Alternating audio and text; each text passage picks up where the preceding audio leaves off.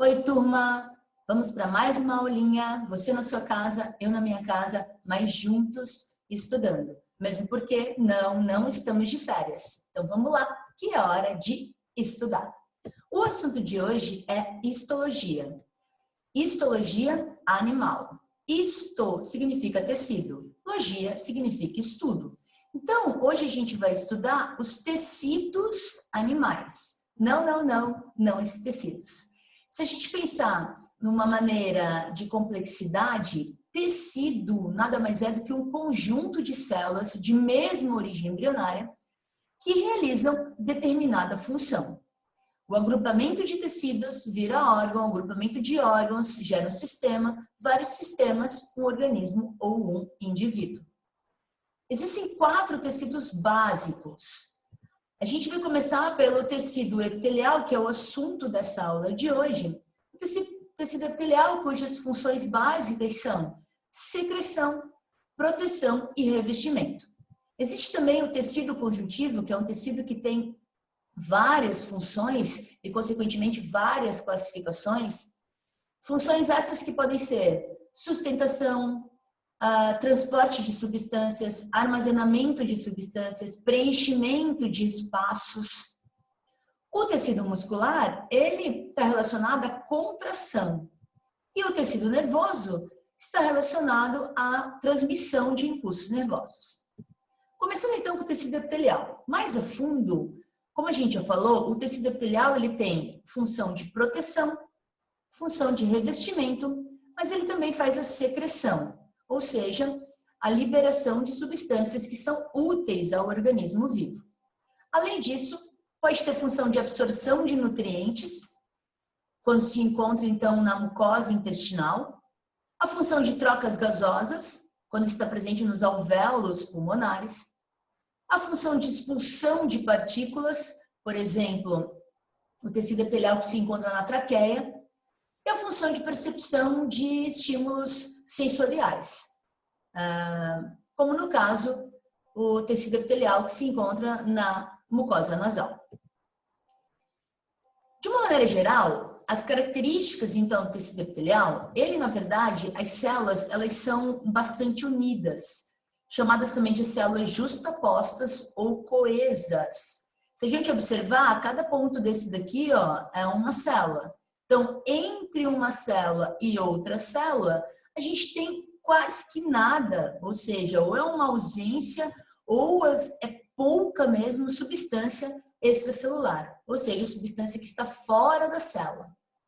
Como essas células são muito unidas, são muito coesas, para que uma célula fique próxima à outra, essa substância que está entre as células, ela deve ser ausente ou em pequena quantidade. Além disso, o tecido epitelial ele é avascular. A na frente da palavra, não negação, ou seja, ele não possui vasos sanguíneos.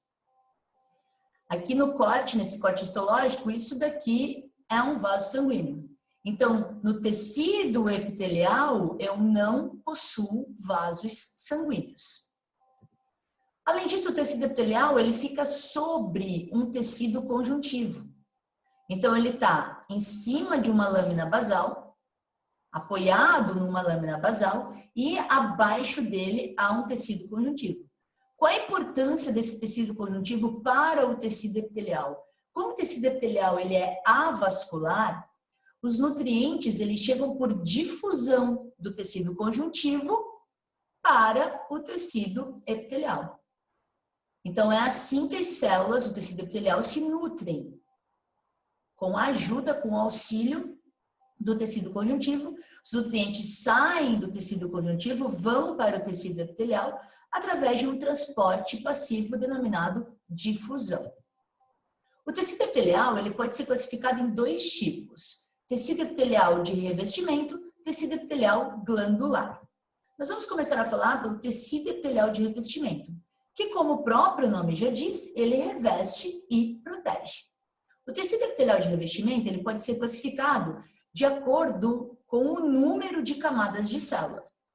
Então, se esse tecido epitelial tiver apenas uma camada de célula, eu chamo ele de tecido epitelial simples. Aqui. Se ele tiver 2 ou mais camadas de célula, eu chamo de tecido epitelial estratificado. Se parece que tem mais camadas de célula, mas existe uma camada de célula só, ou seja, parece, mas não é. A classificação é pseudo-estratificado. Lembrando que pseudo significa falso. A classificação também pode ser quanto à forma da célula. Se a célula for achatada, eu classifico como tecido epitelial de revestimento pavimentoso. Se a célula tiver formato de cubos, cúbico. Se a célula tiver formato de cilindro, né, então ela é um pouco esticadinha, comprida, pavimentoso ou cilíndrico. E existe também aquele tecido em que as células estão saindo de um formato e entrando em outro formato, ou seja, estão em transição. O tecido epitelial de revestimento, ele possui algumas modificações.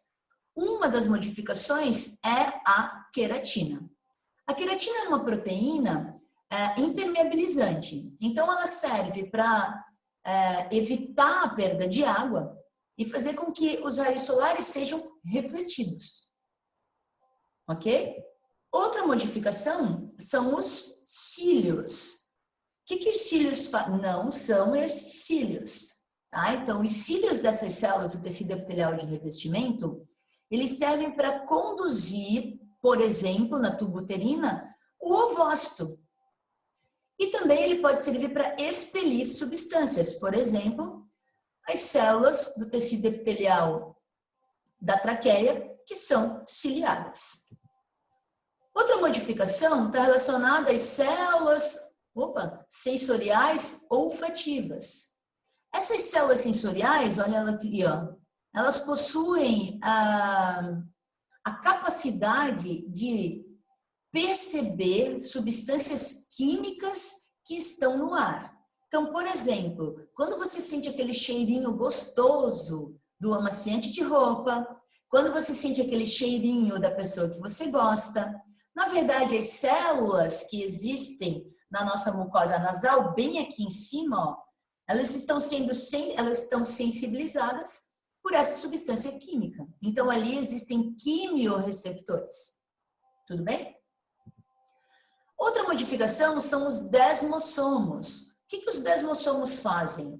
Existe uma célula aqui, outra célula aqui. Lembra que entre as células eu tenho pouca ou nenhuma substância extracelular, então elas estão juntas, coesas, justapostas, unidas. E eu posso ter uma modificação que faz com que esta célula se grude nesta de maneira mais fácil. Essa modificação chama-se desmossomos. Então, serve para quê? Para coesão, para unir essas células. Tudo bem? Presente bastante nas células o quê? Da epiderme. Por isso que você puxa e, sai um pedaço da sua pele. Outra modificação são as microvilosidades. As microvilosidades são esse sobe e desce que pode ter nas células. Então, é um sobe e desce que as células, principalmente da mucosa intestinal, possuem para aumentar a área de contato da célula com o meio e, consequentemente, facilitar, né, a absorção de nutrientes. Isso, tecido epitelial, então, de revestimento. Lembrando que pode ser um revestimento externo, por exemplo, epiderme, como pode ser um revestimento interno, como as mucosas e as serosas. O tecido epitelial glandular, ele tem como função produzir e eliminar as secreções. Aqui vale um detalhe: secreção é diferente de excreção. Secreção é a substância que é liberada, mas que ela é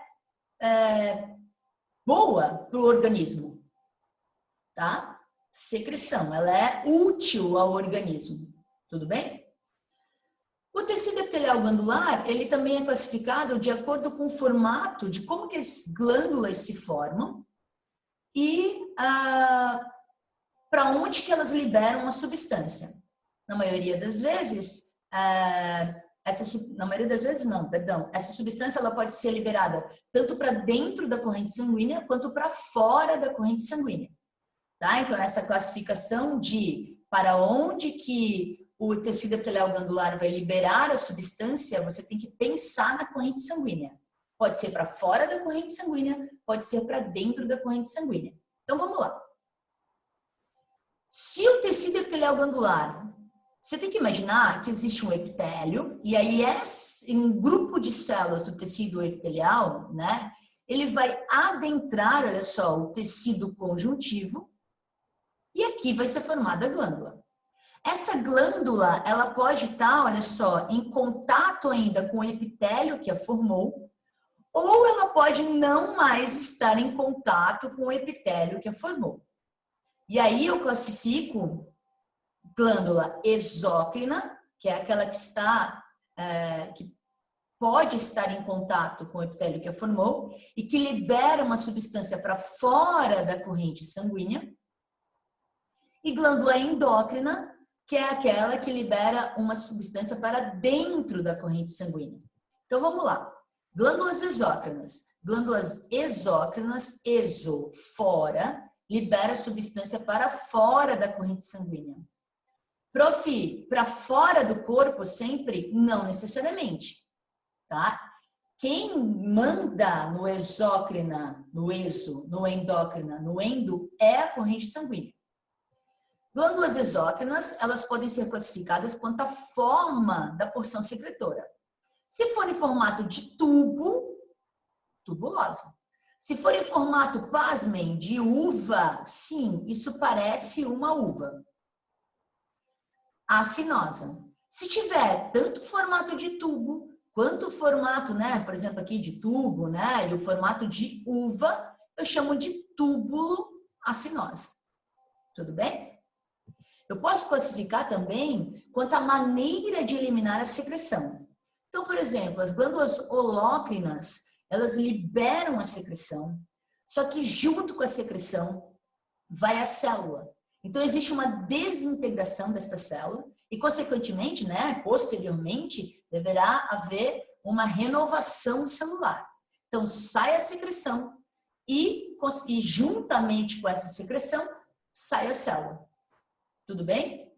A glândula merócrina libera só a secreção. E a glândula classificada como apócrina, ela libera a secreção e junta uma parte do citoplasma, mas não há desintegração da célula. As glândulas endócrinas, elas são aquelas dentro, são aquelas que liberam a substância para dentro da corrente sanguínea. Ah, prof, mas espera aí, como assim para dentro, se o tecido epitelial ele é avascular? Mas lembre que a glândula, ela está penetrando, né? Ela tem um túbulo ali, ela penetrou o tecido conjuntivo. E o tecido conjuntivo é vascularizado. As glândulas endócrinas liberam uma substância para dentro da corrente sanguínea, classificada como hormônio. Tá? Então, essa substância, ela é classificada como hormônio.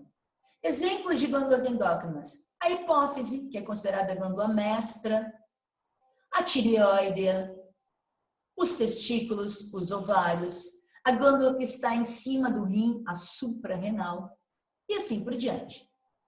Quando as glândulas fazem as duas coisas, ou seja, liberam substâncias para dentro da corrente sanguínea e liberam substâncias para fora da corrente sanguínea, eu chamo essas glândulas de mistas. O pâncreas é um exemplo de glândula mista.